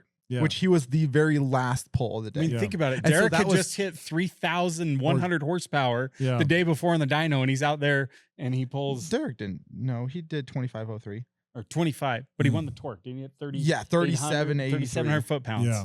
Big torque. Yeah. And so like a lot of people are like, oh, that the track's changing. That's why you guys did so well. It's because the track changed or whatever, something changed, whatever. And so the winner was Todd, very first pull of the day. Second place was Tony Burkhart, the last pull of the day. Yeah, so it's like this is what it is, man. Sorry, guys. You're 70 feet back. That's all there is to it. The biggest trucks Let's in the just say country. that poverty engineered Yeah. pull-in setup. To this day, I still think is a winning combination. If somebody bolted that on the truck with a legit engine to handle it, I think any truck out there with a solid engine could win with that setup. Yeah. I think that's in scratch future, Mark. No. Gosh, Meyer, I would love to say that's actually parked at no your house. convenient. Like, yes, it is I at know my it house. is, yeah, that's why I we said were that. talking about getting rid of it. I was like, gosh, I hate being a hoarder. like, dang it. Just so you guys know, Todd's Power Woods Driven at my does house, not same own that reason. setup anymore. I told Will he could buy it from me. Meyer's storage fee is the cost of it. He's like, I got to buy it back for one. Yeah. And I was like, I'll save the axles and get rid of the hitch. And Will's like, dude, I spent part of my $5,000 budget on that. Do not Can't get rid of that hitch. it. It Yeah. did. I mean, it Oh, just that's great. flat out worked. I mean, the sled pull. While we were there, it's that 1 year we didn't do so well because we like I said, we are rookies. We do not know how to sled pull, and we were bouncing unknowingly. I still wouldn't say that we know very much about sled pulling. absolutely not. We get I customers just think that it was a call for that, lucky and home I'm run. like, I have no idea what to tell you guys. Like, we don't do this. Like, Yeah, I know it looks cool and it looks like we do, but we really don't know what we're doing. I mean, I think we're smart enough. If we poured ourselves in it and we loved it, we could figure it out, Yeah. engineer stuff. But at the end of the day, There's nothing around here either. I'm wise enough to know I don't know jack about sled if we pulling. lived in the these other guys. Midwest, we would totally be into it. No Yeah, question. and that's why Yeah, Josh it's knew fun. what he knew because he came from Illinois Right? and he did a lot of sled pulling in the Midwest, Wisconsin, Illinois area. Like, it's real big. It's fun. before I did it, I didn't understand sled pulling. I'm like, why would you go so much effort for just one pole? Like, I don't understand it. But having done it, it's very understandable. I can see where the addiction comes from. I mean, the feeling of power. You think, well, you don't feel much power because you're not accelerating like a drag race truck. You accelerate so hard, but honestly, the feeling of power is just as intense in that as it is in a fast drag race truck. I mean, it's just like, wow, it's crazy. Yeah. So, because you get the engine noise and vibration. Yeah. And you And feel it's like a combo between drag racing and a dyno, where it's like you're sitting there, it's doing it. Like that's something that's like feels really cool about the dyno is you're like, dude, I got this bad A truck. Like the dyno, there's no way this dyno can hold me back. And like a dyno, it doesn't really hold you back. It had the ability to, but it lets you go through the window. Sled pulling, it holds you back. Oh yeah. And you're just sitting there. Everything's roaring. I've never sled pulled, but this is what I assume. Well, like Todd said, the Titanic every time. There it is. The engine's loud and it's ripping right at the RPM. You just hear it, and I mean with the straight cut gears and the drop box, you hear the whine a lot, and you can hear the dirt hitting the car as you're like I mean, like it's just so much intensity. You're not going so fast, so it takes it's a lot longer time. It's like a 5 second quarter or eighth mile pass. You're in the power for a minute. You have a build 10, up, 15 seconds. And then once it's like in the power, I mean, you're just like, oh man, like you can really just, I mean, the experience of like the engine right there in the power, and you can really kind of experience it in a way that you just don't in drag racing. It's not shifting gears. It's just loaded. Like it is loaded. That's the best way I can say it. Things loaded and is working. Let it eat, put in work. That's where these phrases come from, because that's what it's like. You know what I mean? So yeah, a lot of respect to sled pullers. I wish we had it out here in a meaningful way. I'm sure there's some little stuff around that we've never really, but it's just not big out here like it is in the Midwest. And our tracks can't handle big power because we're on the western in the desert, a lot of sand out here. So there's nothing out here that they're not going to import clay for one brush pull a year. There was a couple guys who've done some stuff out west here. I remember Moonlight Diesel from years ago, and Wild Diesel was up, and these trucks were just so overbuilt for the tracks out here. I mean, it's just not the same as in the Midwest. You can really put the power down. They call them power tracks out there. There's no power tracks out here, and so it just doesn't really work for us. But it would be fun. I think it'd be a lot of fun. But yeah, then the next year, man, I don't know how we've gone. Next year was COVID. So that was the worst. We weren't, because we're like, dude, we are burned out. We're done. We don't want to do this anymore. Yeah. And thankfully, we had a year of COVID where they canceled it anyway. So we. Yeah, I remember there was like talk about possibly doing it, and like no one really wanted to. And then they said, "Oh, we're canceled for COVID," and we're like, oh, "Yes." But a lot of spectators don't realize that UCC starts, if you're bad like us at planning or scheduling your time, really not planning, but scheduling your time. I mean, the 2 weeks before, it's like you don't even hardly see your family. You're just at the shop, getting stuff ready, getting spare parts, building the engines, dynoing. And it was fun the first day and the second day, but about the fifth day, and okay, in order to make it in 2 days, you're going to sleep now, Baron, so that you can install the engine at 6 a.m. while Will fixes this head for the third time because the cam broke and the valves tulipped or whatever. Yeah. It's a lot of work at that level. And it's little things too. It's not even the big things. It's so many little things that have to be adjusted in the truck. Well, this didn't work on the last dyno pull. We got to figure out why this is not working now. Yeah. Like interior of the truck wise, like, okay, I'm not getting a reading from here. What are we doing now to fix this? So you're tracing wire. You're doing a lot of silly stuff. It's just like so much. In order for a truck to work, and this is true for any vehicle, like there's so many things that have to work together and work. But when you're pushing every single part of that to the limit, things break and you got to figure out what happened. Like I remember on 2021 when we were going back to UCC, we were getting ready for it. We got the straight cut gears installed, and I remember we dynoed it like 3 times back to back. 0 issues. Sounded great. We were also blowing lines one of those years too. We had a bunch of injection line issues, but like dynoed it 3 times back to back, not a single issue. And I remember like walking up to the driver door of the truck. I'm like, dude, this is it. Like we have a build. Like before it was breaking every like other pole, and so we're like, I mean, we could keep dynoing this, but we're just gonna keep breaking this. Like at some point we just have to load it on the trailer and hope for the best. And wasn't it the third year that you guys had the dyno glitching or not glitching, which you didn't know it? Because I remember you posting the one video of it like 2,800. Yeah, we had when we were loading down the load cells so hard that it was blowing them out and they're giving us bad readings, so we can't even like do anything with the day. Like because you didn't know. Cool, we can run on the dang dyno, but we can't even get real numbers from the thing. So we upgraded the load cells. Yeah, exactly. But now, yeah, they're solid now. But we had to figure that out because I mean that was all Because Will. you get oscillating numbers, and so you're trying to average the oscillate and be like, all right, the average between 3,000 and 2,600 it's reading is 2,800. Oh, it's smoothed out for a little bit here. It must have not quite been on the limit of it. It's just, it was rough. But we did know we were making approximately 400 more horsepower than before after all that head work. Yep. So it's about the fourth year. We fixed that was 2019 where we had dyno issues. The 2021 we had the dyno like load cells upgraded everything. We were getting legit numbers then. So we're up there 20. Yes. Okay. Yeah. So because that was before I started. Yeah. So COVID happens. We take a break. Everybody takes a break. Yeah. We decide one last, and you and I kind of like, dude, we are like one and done. This is you our were last so time. on the fence. Like we weren't going to go, then we're going. Then we weren't going to go, then we're going. Again. And then you're like, dude, we have the truck, we have the parts, we have the engines, we have everything. We just have to put it together and show up. You literally called a company meeting, and we all came into the dyno room area, and you're like, who here would volunteer? Like if we're gonna do the this, next 2 weeks of your life, if we're gonna do this, get this truck ready. we need to have a team. Because that's what it's taking. If we don't want to, I'm And okay. you're like, if you don't want to do it, if you don't want to go or you don't want to stay late, like raise your hand. And I was like, yep, that's me. You're like, you don't have a choice. You don't have a You're choice. not part of this discussion. Meyer, you live here anyway. My hand's never been higher, but I was still suckered into it. Yeah. No, it's fun. I really enjoy like the thrash and like a team. But what you said isn't 100% true because the parts we Oh. didn't have. Oh, that's true. This Yeah. was the COVID years. COVID hurt it. Yeah. Our biggest issue we had this year is we had everything figured out finally. We had a motor, we had the turbo system. The problem was the freaking head. At this point in time, we had a flow bench, so Will had been doing a ton of research on cylinder head stuff, and that's why we started flowing stuff that nobody had flowed before, and we found, dude, this intake runner kills flow. Like intake runners, like you better engineer it because if you just buy one, you're killing flow. Like the runner intakes that are so beautiful. The heating one we had, which looks beautiful. Killed flow. And so I got rid of that. So we started like doing research. And so we made, Will and he put together a head and we picked up all kinds of 400 horsepower. Just I remember, I want to back up a little bit. You were talking about like not having all the parts. We have to back up more. The engine was getting sleeved. The block was getting sleeved. And so we didn't even have the block. And we decided to do it. And we're like, okay, let's just do it. We'll get the block here. Cool. Got the block here. No caps. We're like, well, we got like 2 weeks. Like we can't do anything with that.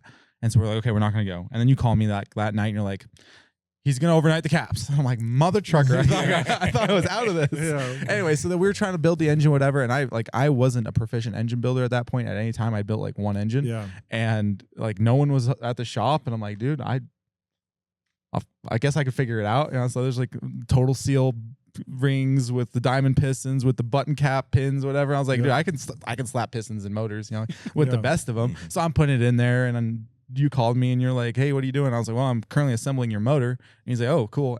And you hung up, whatever. And then you called me back like 2 minutes later, like, hey, do you really know what you're doing? And I was like, oh, absolutely not. And you're like, you're lubing the rings, right? I was like, they're total seals. So I'd put like some RTV on them. And he's like, all right. Good. He's like, okay. He's like, cool. And you showed up like 5 minutes later. Yeah. Definitely didn't trust me. Which what was funny though is like I was on the phone on speaker, like with a piston dripping in oil. Yeah. So when you said RTV, I'm like, all right, he's joking. I know he's being silly, but I probably should get down there. But yeah, we're trying to get the block. I had like, was that when you and Josh were trying to make the seat movable? Because they were thinking some of our drag race problems were like, Todd doesn't have enough seat time and he's not wheeling, and Todd's like, I will 2019. never see my truck going on the track. Well, I don't care. Drag I racing will while I'm sitting there. That was 2019. At 2021, we didn't have the time to even deal with any of that. Yeah, then we like saw it run. I saw it run. I was like, I wouldn't want to pilot that death trap. I drove it over to the scale one time on one of the UCC years. Like we didn't know the scale, so I went to the local rock quarry scale. And just driving on the street that much, I was like, I don't want to race this thing. I don't want to dyno it. I don't want to do anything in this. Thing's gonna it kill seems you. like it's until you actually do it. So Like wild. It was. Yeah. It almost did kill me. Oh gosh, absolutely not. To think you've had more than one blow up and you still would get into it, that's what's scary to me. So going back to it, we got the block, we got the engine together, and we had just gotten the Superflow flow bench. And I mean, if you guys are familiar with podcasts now, you'll know that Will like loves head porting. Like, I don't understand how a man can just spend so many hours with a die grinder and just keep be excited about it. I could not. This man does. Like last night, 3 a.m., he was here grinding. No, we were flowing by 3. We were grinding out 2 a.m. 2, whatever. Anyway, No, we were valve jobbing touch up at 2. I was grinding at 1 a.m. So let's not. So anyway, Don't oversell. This is early on. And in the so- flow bench. Well, Will finally got his flow bench, and he started like flowing all these, like flowed the head that he had ported, but didn't know what it would flow. So he put it on there and started touching it up, messing with different things. And then he starts doing on the intake runners, whatever. And at that point, the flow bench was in a different facility than where we were working. And so all I knew is I was getting this truck together for ultimately Will and Todd, and Will's like an absentee parent for 90% of it, and I'm over here just like disgruntled, like freaking assembling this thing. I'm like, dude, what the crap? Like Will like is over there doing who knows what, playing around with his stupid cylinder head. I mean, you come over and say, oh yeah, I got 305 CFM or this or that or whatever. I'm like, cool. I don't even know what that means. Like, I guess that's pretty good. Anyway, so he brings over his pride and joy. We bolt it to the engine. We put the engine in, and we, get it on the dyno, and it's making like some serious power. Like we had picked up, like I think we said like 400 horse. You have like a 2,700, 2,800. And the head was like the only thing we changed. Yeah. It was rowdy. I mean, like you could feel it in your chest when it fired like up. The transmission we had built to hold the power wasn't holding the power. Yeah. And so we were like going down that rabbit hole to try to figure out how not to get it to Because slip. at that point, we thought 200 PSI line pressure was we enough to hold we the were power. more there. We were at 240. It was not It was holding. not holding it all. And so I forget where my train of thought went with that. Yeah, you're right. It was about 240. When we first started UCC, they told you 200 is all you and needed. so I was gonna say is like, and like you'll get different opinions, and everyone has different recipes that work. And I'm not trying to throw shade at anyone, but there's a different experience between spraying a common rail for 3/4 of a second and making your number, and trying to spool fuel only a triple GT5 12 valve. Like if it slips at all, like one time we tested a converter for a company. They thought they could make a bad A converter for us. We're like, cool, we'll try it out. We put the converter in, and we did a dyno pull, and after the pull, apparently the converter was slipping a little bit because all of the paint from the converter was sitting all over the dyno. Yeah. Like it had shed it all because it, like when you're making I mean, it's not about making 2,800 or 2,400, whatever the number is, horsepower. You're making that for a solid couple seconds. Yeah, this isn't 3/4. I mean, you slip a trans for 3/4 of a second. The data logs, everything's kind of going so fast. It's kind of hard to spot. You don't really put that much heat in the trans. Like it'll do it a couple times before it finally burns up. You have any slippage in a 2,800 horsepower vehicle for 5 seconds straight, it's done. Yeah. It's gone. And so we were just chasing all those issues. But we were chasing those transmission issues, and we kept doing back-to-back pulls on the dyno, and the engine was solid. And we're like, almost. We kept losing lash. Yep. Oh. So I believe the number is 2,200 horsepower. Whenever we went north of 2,200 horsepower, we would start losing lash, meaning the intake valves would tulip a little. And because of COVID, they couldn't get us our Inconel intake valves. And the guys at Victory, they make really high-end valves, said, dude, stainless intake valves will be fine. These big, heavy margins, they're kind of a relatively small valve compared to the gas or trash world. They're like, you'll be fine. Apparently, So Will tried, Ferrea, you tried all these different, Brodix, all these other brands. We put in so many different valves. Manly. Yeah, every possible. You kept losing the lash. 8.3 Cummins, 903 Cummins valves. I was buying OEM replacement, getting the biggest exhaust valve I could, and grinding them to an intake. And so profile. Our normal valve supplier was not able to supply valves because this is like coming out of COVID, and the supply chains had not been rebuilt, and it was just a mess. And so that was our big battle that year. We frankly did not overcome. We had the turbos, we had the fuel, with the cylinder head, but every time we made big power, we would lose all the lash. The valves would get taller, and we'd lose lash, and we'd have to relash everything. Every single Maybe pass. it was 2,400 horse, actually. I Yeah. think 24 was where the crossover. 2,200 and under. Was And really, it's a cylinder pressure level. But yeah, we went knowing that we had to turn it down for drag racing. Yep. And even then, so then we get to Indiana, and after every single drag strip pass, we get back to the pits, and half of our valves have lost other lash. What's crazy about like tuliping a valve, it's not unheard of in the industry. Right. But you tulip exhaust valves, because the exhaust valve is dealing with so much hot exhaust. It gets hot, it gets soft. You make good power, it tulips. we're tuliping intake valves. Yeah. You don't do that from too much heat. That's straight up cylinder pressure. There's just pressure. Freaking turning that flat valve face into a dish. It's just pushing it up through the head. All that pressure is pushing that valve right up through the head. Crazy. So remember, by this time we'd learned we know the chassis won't handle the full 2800 horse. So we make a boost, and we're letting this thing have full fuel. We're just gating it down now to make, because we decided changing the fuel around wasn't as good of a strategy on this truck because it didn't RPM as well when you pulled the fuel out. So we left the fuel there, but I remember we had gated it down to 180 PSI because it was making right around 1800 horse to the tire.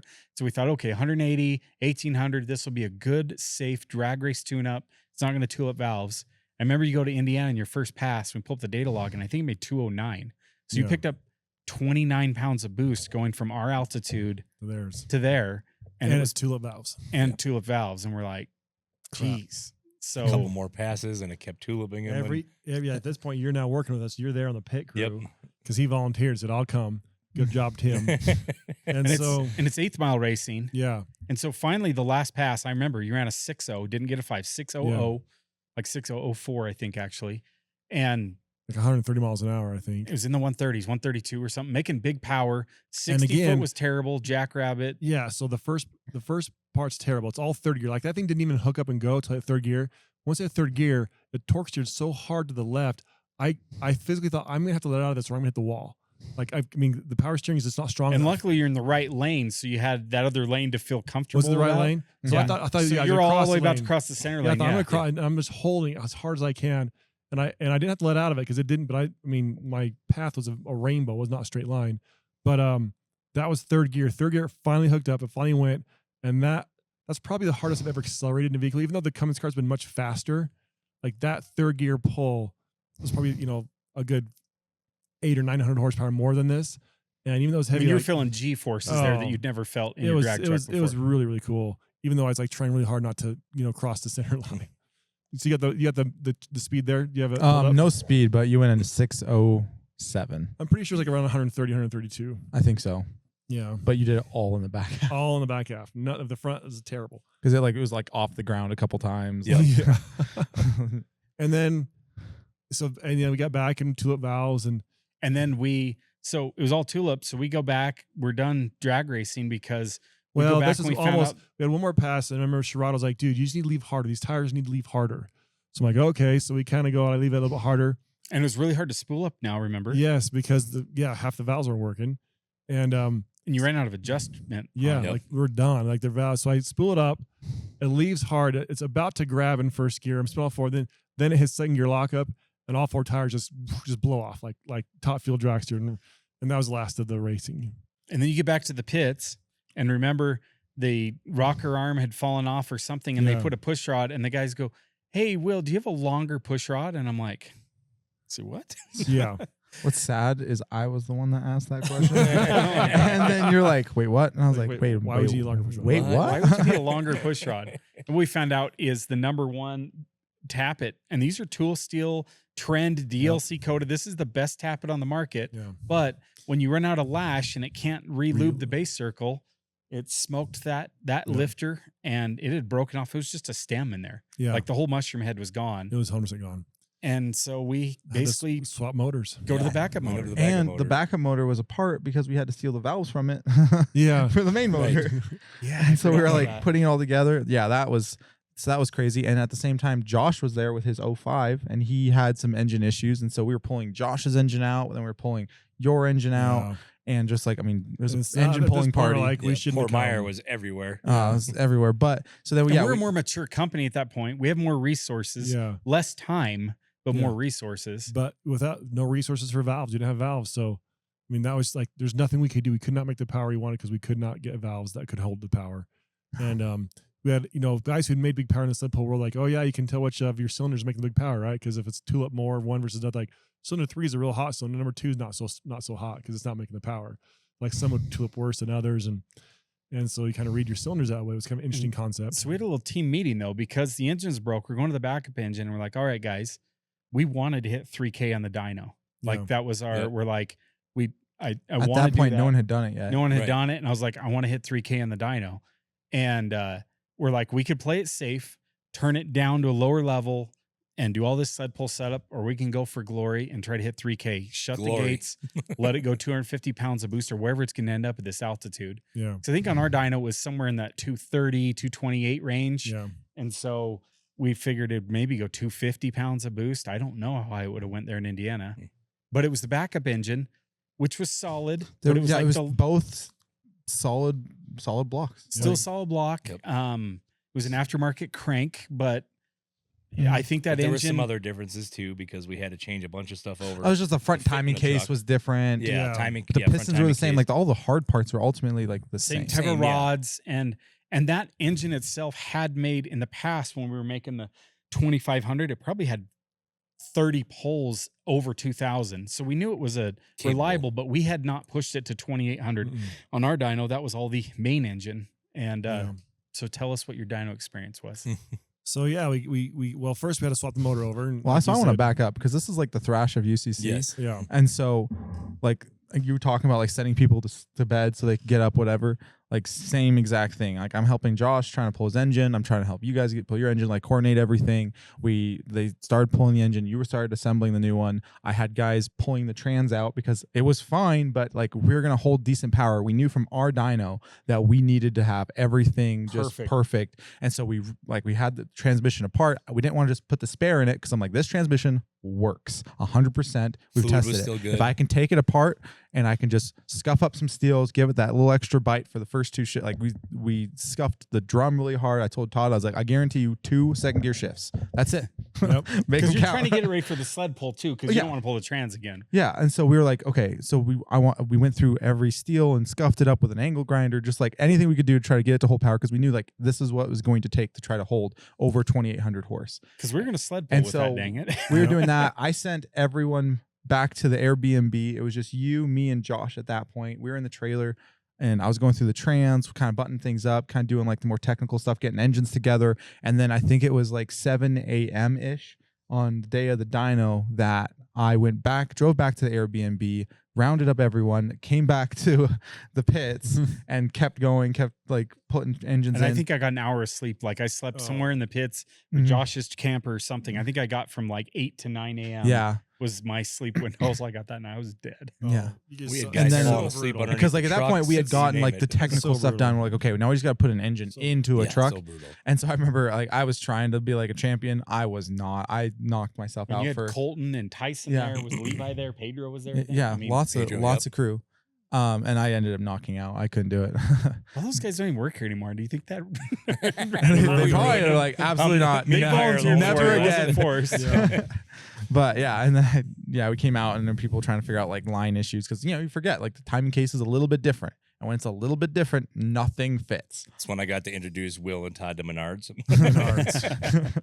I'm like, give me a credit We card and I still will have go a figure bunch out of the fittings. 13 millimeter and 10 millimeter sockets from Menards in the toolbox. But yeah, and we're 'Cause like, they were so much cheaper. oh, you pulled a late dirt dyno pull, Yeah, whatever you can trying call it. to So get it was everything great in. because when we were putting the engine together, we were doing hot retorques. I mean, it is pretty cool. Like when you have, it's really easy if you see a crew of 6 people, 10 people. We'll call it 6, probably is what approximately what it was, maybe 6, 8. Like it's very easy to see that, and like half the people are standing around because there's really nothing much for them to do. That wasn't the case and isn't the case. everybody Like was cranking. everyone was doing something. Like I really, really enjoy that team mentality of like, this is what the team is trying to do. How can I help get there? Yeah. Like that was fun. Like as much as it sucked, it was extremely I like, would 100% satisfying. agree. As much as camaraderie. it sucks, the camaraderie makes it worth So it fun. at Yeah. the end of the day. Yeah. Anyway, so yeah, we last was like, hey Todd, you need to come up to the dyno, and we did the hot retorque and like sent you on your way, and like you were slightly late, and like Yeah. that's how tight we Yeah. we And the called it. problem was a lot of people like this is the explosion, of course, and where I sent parts up in the stands was awful. We had brought cables to cable the engine together, and we space had Yeah. full intention of doing that, but in when you put the thrash- engine in, we didn't put the cable on because we had to do a hot retorque, and then the hot retorque And was then we're happening, late. and they're calling our name, Yeah. and I completely forgot. We're And literally so- doing the hot retorque in the weight line. yeah. So it Yeah. maybe I don't know, but I mean, so yeah, it was a bad mistake, honestly. Like obviously we had issues, so you get up on the dyno, and we have this tiny jet. It's a 136 jet in here. I mean, compared to the turbo system, I'm probably adding 0.1% more oxygen to the system. Like it's so nothing. It's like, I have it, so might as well. So anyway, we get going on the dyno, and we still have these problems, these tulipping valves that are not good. We have the backup engine in there, which we have not pushed as hard as the one we have as our big one, and we're at better altitude. Yeah. So we were going to make more power anyway because we have way better air. But it is the same Hamilton block, the same. On paper, it's the pistons same and engine. rods, very similar head. And that's the other thing too. I think talking to different competitors after the whole thing went down, there's a couple of them that were like, dude, why would you do that? Like, why would you try to push it that hard? I'm like, I guess my first thought I had later was like, this is UCC. That's kind of what you do. But at the same time, this is the same thing we've done on our own dyno. Yeah. Like, we're not doing anything new. It's not like we put a bigger and pump it's not on. one time. Or We threw did a big it 5 or 6 runs on the other engine. It didn't think we're anywhere. The difference near is that we did it all on the main engine, and at the time we thought the blocks were identical. Yeah. They were not. But anyway, continue. So it's a pole, and I had worn my gear up there. I don't even wear my gloves, but I did wear my helmet and my fire suit, and I think they wanted you to have it at that point in time, and revving it up, and I mean it's just a very standard pole like I often do, and the power's coming on, and I get kind of high RPM, and I hit the spray button, and a half second later it blows up, spectacularly actually blows up, and I don't think it was a spray at all. That was a coincidence. A lot of coincidences happen, and like I say, it's so minimal compared to the rest of the build. And it held for a bit on the spray. It's not like instant. It's not like you touched the spray and it blew up. It had a, let's say, a full second of spray. But it's not. I mean, on my truck, that's 250 horsepower. Yeah. With as much air as you had there, it might have only been 100 horsepower. It might have been. And maybe people could be like, oh, the spray strategy was wrong. I mean, knowing what we know now, like people, like the spray strategy to make power on a common rail is you get the engine to, call it 1100 degrees, and you get 40 pounds of boost into it, and then you give it everything you have. Yeah. Picture way more EGTs, way more boost, and everything you have is very little. It's tiny. It was pretty safe. It essentially would be like a spool jet at idle on any other truck. Yes. As far as the mass flow of air and fuel going in there to nitrous quantity. It was not a nitrous problem. It was just It was a block failure. The block failed. Pure and We simple. overpowered the block. That's all there was to it. And when that happened, it split down the center, and kind of like right at the cam tunnel, which we did the first time I blew it up happened. And Sean Bach, when he blew up, the same thing happened. It's kind of known. This is where the Hamilton solid block split. Is right there. It's their weak point. And for whatever reason, our other engine was able to take it because it's a little bit different, and this one was not. And so it blew up, blew the hood off.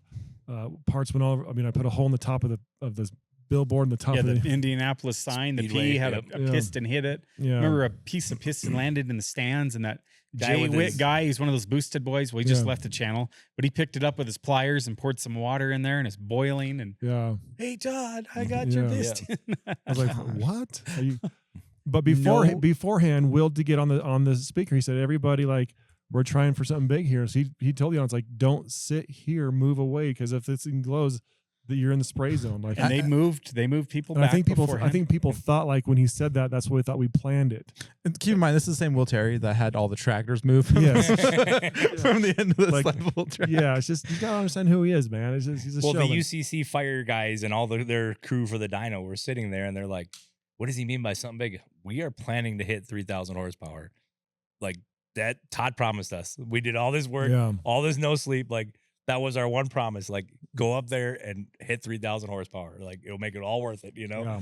And he's like, I promise you guys, I will give it everything it has. And I think you put full timing. You put it like 42 or 44 degrees. Had really good timing in it. Yep, you triple checked all the straps to make sure nothing would slip tire wise. Yeah, on the dyno. we felt like we had the tire right, we had the transline. We just felt like it was ready to make big power. And it was rowdy. Like, when you were trying to spool up and getting it warmed up to temperature, like, it was mean. I think that engine, like, and the cylinder head, at this point, we're using just crappy valves that, I mean, they're already smoked. And so I don't think we actually would have got that high because the head was just so, we didn't have any good valves at this point. I mean, it made peak on the graph when it came apart. It was at 4,200. Way early. And it was still, usually that engine would make peak power somewhere between 5. I mean, sometimes as low as 4,800 on our dyno, sometimes as high as like 5,200. Yeah. But we also have not had that good of air, and we never have ran it, I mean, we've ran it that much timing, but you know, there's a lot of good timing, a little bit of nitrous in there. Maybe it would have peaked at 5,300.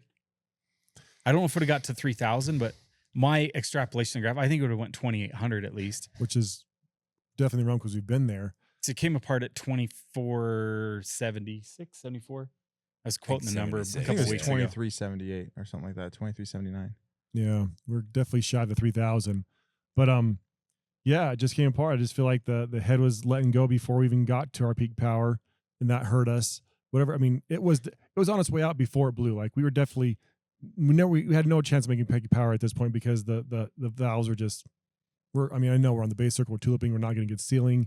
When it's firing, it's just. And we set them when we built it. Yeah. We set them extremely loose. Yeah. That way we could take some like heat. make it so it could tulip more Yes. before the valves would quit working right. But once they get so bad, you're not going to have good valve seal when the Yeah. combustion. I mean, it was the best we could do with what we had, and unfortunately, it ended spectacularly explosion. What I would say is honestly like very fortunate of the whole thing. Like one blessing in the curse is no one got hurt. Yep. Yeah, And it opened the eyes to a lot of people on where, like now you go to UCC, they don't even let people. yeah, Like in the from splash zone, the side of the no engine one block in the zone. splash zone, which is awesome rule Yeah. change. Like even just going to dyno events, they are pushing people way back further. Anyone that's doing anything crazy, it's just much more dedicated to cables and making sure. Like, I mean, if I went up to on the dyno just at a podunk dyno event, I would be trying to get everyone away from my area if I felt Yeah. like I was doing anything like substantial. And a lot of people are doing that now too. And so like it was a very fortunate or unfortunate way to open a lot of people's eyes on what's very possible when Yeah. you're pushing everything to this limit. yeah. Because I did that, and it wasn't too much longer before that. Baca did the same thing in his engine. He's on the dyno. He did the same thing, blew up. Tried to parts hit went everywhere. 3,000 and Yeah, and so it's like, okay, guys, but he this- got burned bad. Yeah, he did. He Yeah. got burned. I didn't get hurt at all. It's lucky me, but he got But you had burned. your fire suit on. Yeah, I did, and my door was closed or open. I don't remember what it was, but I think it was closed. Yep. But I mean, I'm just watching and like, wow, that's really a big fire. And very close. I think the most impressive though is we did have a GoPro in there, and just seeing the concussion of the truck moving as Yeah. that engine let go, like the suspension sagged, Yeah. and then cat like reflexes, visor. Yeah, just so as the fire nonchalant, starts like, coming it in the was cab, crazy to watch, he's just like, Drop- pull the visor down. Drop that down. I can tell you as a pit crew person sitting in front of it when it let go like that, like my heart came into my throat. I'm like, oh my God, Todd's gonna die. Like, Yeah. like jumped over the firefighter guy that's sitting there with his fire extinguisher. If Yeah. anything does go wrong, like we were there and the guy's like Oh, looking yeah. at us like, how'd you guys get in front of me? Like, I'm like, Yeah. that's our boss. Like, Yeah. Yeah. That's I mean, crazy. yeah, Tessa, me and Reed were like there like that. they're there. And remember, Didn't even think. Tessa started crying in the stand. She thought I died. Yeah. too. It was so violent. I mean, it couldn't, was just- I couldn't yeah. believe the heat from the fireball. As all that engine oil vaporized and Mhm. made that big rolling fireball, like you could feel the heat, just like if somebody lit 5 gallons of gasoline. Oh yeah. It was Yeah. amazing that that heat wave that came. It was like, wow. Yeah. Okay, so speaking of my wife thinking that you died, after the pull, everything came to a stop. You got out and you put your hands up. Was that you're like, yeah, I blew it up? Or No. that's what everyone thinks it is. It Right, wasn't. no. I was just directing the crowd. I hopped out. I'm feeling like a moron. The crowd's like clapping. You're like, They're like, "Love dude, you, he is Todd." alive. Yeah. And they're like clapping. I'm like, well, yeah. And the crowd- I did that. The crowd's like, whoa. I'm like, no. Everybody went nuts. Yeah. Did you? The one cool thing is by this point we're known enough that a lot of cameras were pointed at it. Yeah. I remember some still shots or some camera shots of that cam in line with the engine, but about 3 feet from Oh, it, yeah. still spinning in the air, perfectly in line with the engine, just like exited. And it's this nice tool steel Yeah. cam, the first, Yep. run on that engine, Mm. so to speak. And I'm like, oh, there's $1,500. Yeah. Just Well, when we're picking up all the trash and everything, we're putting it all on the back of that cart, and we're going through things, and we're looking at it like, hang on, this push rod's straight. This like it was one bent push rod out of Yeah. all of that. Like I'm like, we really need to capitalize on this, guys. This is really a testament to the push rods we make. Here. We were So- just looking at the Yeah. blown up motor like yesterday, and we're like, dude, these rods, like, we should have them tested. There's a good chance that we have enough partial sets. there was a few things that disappeared that people took for souvenirs. Yeah. Then later they came up, hey Todd, can you sign this piston? Yep. We're like, Yeah. what? the It's piston not your pin. piston. Yeah. It's like, sure, I don't care. You're like, whatever, it's done now. But So yeah, that was that blow up. I mean, the frames twisted. I mean, that truck that truck is not coming back. You were talking about like not having quit in you. Like we brought it back to the pits. I thought we were done, and Todd's like, "Oh no, I'm thinking of a different event." Yeah. Somehow, oh no, that was it because we're like, dude, we could put together another motor and sled pull. Because all we do is fix the cam on the main engine, and everybody's looking at each other like, we're like, no. I was like, every line's pulled off. Like, there's just no bringing this back. Way too many things were broken. Yeah, the truck's like bowed. It like had a hole through the governor housing on the pump. A piece of rod hit the pump. It was just not good. What's funny about all that is that, like, I mean, most of UCC was there to watch the blow up. I had sent all of our guys to watch it because, they just got done thrashing for the last 3 weeks. I want them to watch this, but I was like, I know what a truck dynoing looks like. I'll stay in the pit. That way, if you guys need anything, have any issues, you can call me and I don't have to drive back to the pits. I'm already there. I can grab whatever tools and whatever's needed and go back and help. And I was like kind of waiting, and I heard, start the truck, start to come up. I'm like, cool. And then all of a sudden, it didn't really make like a blow up noise, kind of just like a noise. And I was like, okay, what just happened? And I was listening, and then all of a sudden the crowd started cheering. And I was like, yeah, that was probably pretty spectacular. And so I called my wife, and I was like, did he blow up? And she's like, yep. Like, was cool. she sniffling or was she over her? I barely remember. I don't know. I'm sure she's over my Shout out to your wife on that. She's the one that kept us all hydrated and fed, because nobody would have drank or ate anything if Tessa was not there doing all that. No, that was awesome. It was a real team effort for sure. The whole every part of it. And I am sad because I really feel if we had the valves to live with that main engine, like we would have made big power. Yeah, we would have had success because we had at this point, like we had it figured out, and we just couldn't get the parts. And then the blow up was so spectacular. The truck's like it's beyond repair. Mm-hmm. And so it's like, yeah, that was the death of that particular version of the Godfather. Yeah. And I mean, we get a lot of people asking. So then obviously we didn't carry on do sled pull stuff because we didn't have an engine, and that was kind of our end. But it's like you have two big blowups on a truck like that, because we had that one drag racing a few years earlier and had rebuilt it. We could build a way better truck now. We're way better fabricators, just better at. We know more about engines, more about turbos. Engines. We have our own engine machine equipment. I mean, we can actually machine our own stuff. I have You're not 4 learning different port valve work suppliers. anymore. You know port work now. That head was built 2 months after Will got the flow bench. Imagine now. No, we could do a lot better. Yeah. Think of all of our new Lambda testing and everything else like that. Like, there's a lot more that we know. Our injector technology is better. I mean, we can make more power with the same pump. Yeah. Just with injector changes. Yeah. So like the thought is still there. Like it would be fun. It's like, man, we have to like start all the way over with the new truck and all this stuff. And we still have that chaos block. So we have that unblow-upable block that we could potentially put together, but tempt fate with that. We have a billet we are power-driven diesel, Todd. Yes, we got some Wagler makes heavy-duty rods now that are even stronger than his old ones. For that chaos block. If somebody wants something tested, we can do it. Yes, we are capable. But so if one of you listeners out there has won the lottery and you're thinking of a way to burn $1 million, hit us up. We'll sell you the chaos block, and we'll carve a year of Myers time to build you a UCC mechanical truck, and you can go out there and do what we didn't either have the time, resources, or insanity to do. You've been voluntold, Meyer. Yeah, I was like, I'll pitch in like maybe $1,000. So all you have to pay is $999,000 if it's common rail. Like, I'll help. Don't make me do this on a mechanical truck. Yeah, Meyer's not much of a sled puller. Yeah, I've never sled pulled. I think it'd be fun though. I remember Lenny being mad. He's like, those stupid mechanical trucks, once you get them going on a sled pull track, they just work, man. He's like, it's like you load them harder and they're like, give me more, Pappy. They don't slow down. Yeah, they just really do work well there. Not the Cummins don't. They've come a long way. But anyway. So yeah, that's UCC. UCC's coming up around the corner. We're almost there. It's a couple of days. Meyer's going to head out there and help Josh. Josh has got some big plans, make some big power. I'm really excited. He's hoping to. I sure hope he does. His truck's looking really good. Can you share what Josh's goal is? No, we can't say it. No way, dude. Let him be the guy who makes or breaks. But I hope he achieves it, because that would be over 3,000. We can say that though. I think that's every big competitor's I goal think over 3. I think a lot of people are shooting for that, but yeah, I'm very hopeful. Yeah, I hope he hits his number. And I hope you guys tune in. I'm sure everybody does. It's the biggest diesel event of the year. We'll be tuning in. Tomorrow will be there. We're not going to have a booth there. No, it's so far for us. But anyway, it is an amazing event.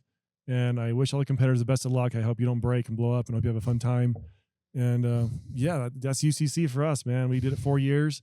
And people ask us when we're going back, and I don't know. I don't have an answer for that. Yeah, it's a lot. Because drag racing is more fun, honestly. It's And easier. it's close. More fun and a lot more close. sleep. Yeah, a lot more A sleep. lot and easier. I'm older now, man. This is 10 years ago I was doing this stuff. You know, I gotta give me a break. I'm an old man now. So anyway, It's hard to leave the kids too when they're at these ages that our kids are at. my too. kids are pretty fun. I can't take that much time like I did before. When they're littler and they're in diapers still, it's much easier to be like, hey, I'm going to be gone for a couple weeks. Yeah. I'll be back, and you deal with it. But I mean- now that they're older and they want to do things and you want to include them in the Yeah. things that we're doing, it's much harder. It's much harder. At that top level, it's quite expensive too. Oh yeah. Like you might as well be willing to burn what, $100,000? If you're willing to burn $100,000, I doubt that even gets you there, honestly, anymore. I'm just saying to be at that top level. There's guys going, more power to them for trying to compete there. It's great. They're having fun. Not at the top level, but they're competing at a very solid competition. It's a mass respect. But if you're going to go try to be a winning truck, it's hundreds of thousands of dollars that could blow up. If you're a solo guy and you're not paying for labor on anything, perhaps. But if you're like having a shop doing any kind of fab work or chassis work, like, yeah, you're going to spend a bunch of money. If you're able to do that stuff on your own, you're going to spend that much money in your time for sure. Mhm. But you may not actually spend the dollars. And I don't want to be critical of competitors because I'm not in a position, but dang it, if you're going to spend all that money on a nice chassis and try to win the dyno, freaking build a legit sled pull setup. The rules are wide open. Yeah. I want to see some triple cut, insane, Dude, like okay, get rid of these little street meet stuff. Put something. That's what's serious on terrible there. is like, I don't want to say we are what ruined UCC, but when dum-dums like us bring a whole nother axle setup and we're like basically committing to not sleeping between the dyno and the sled pull, it kind of ruins the event for us. Spectators, oh, it's awesome. Like I went to bed and it was a dyno truck and now I got up and it's a sled pull truck. Oh my gosh, this is cool. But the pits For- are for open, so I me- can stay up all night Like, drinking monsters, watching them, and be like, "Wow, this is freaking great." Hey, and if you're My lucky aspect- enough, sometimes it works out to your benefit. I mean, Gosh. look, it's a level of dedication for sure. that is, unbeknownst to me before I ever worked here type thing. Like you knew that they had to work a lot to get to these trucks, but you don't know how much work goes in to get to these trucks. Like, Yeah. And it's like people, and this is not anything new to a lot of people, but some people like getting a couple hours of sleep for one night, not a big deal. You miss one night, it's You- okay. like maybe even for like a week straight, it's not, you can recover. when you're younger, When- yes. When you when get older, you're- it's much harder. When Yeah. and I'm still not even that old, but like Right. when you do it for months, Oh, I remember when I got back from UCC 2019, I slept. I went to bed Friday night and I woke up Sunday. And then I woke up Sunday morning and I went back to bed. Like I grabbed some Did food, you eat and drink a little water? And I had some then- cereal, and I went back to bed. oh, it's so bad. It's just, oh my gosh. Yeah, that level. So anyway, guys, if you're going to, I wish you the best of luck. I'm excited to see this year's competitors, and I'm excited to see the results. And of course, I'm pulling for Josh because he's, near and dear to us here at Power Driven Diesel. So good luck, Josh. Good luck, Josh, and everybody else. And I think that's going to wrap this episode of UCC Reminiscing. I hope you guys had fun. We had a lot of fun, kind of living the old days, and Yeah. thanks everybody. Thanks, and we'll see you next time on the Power Driven Podcast.